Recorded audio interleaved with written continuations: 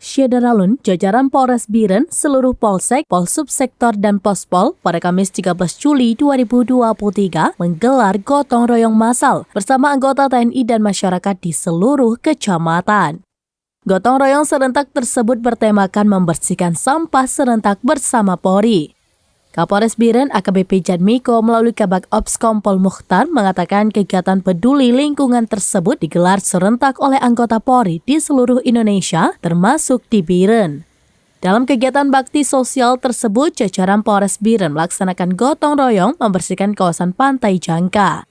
Sedangkan di Gandapura, jajaran Muspika Gandapura Biren mulai dari personel Polsek Gandapura, anggota Koramil, Camat Gandapura KNPI, Balai Penyuluh Pertanian, para pendamping desa, jajaran Puskesmas Gandapura, dan BNK Biren membersihkan area pasar serta pantai desa Alumangki.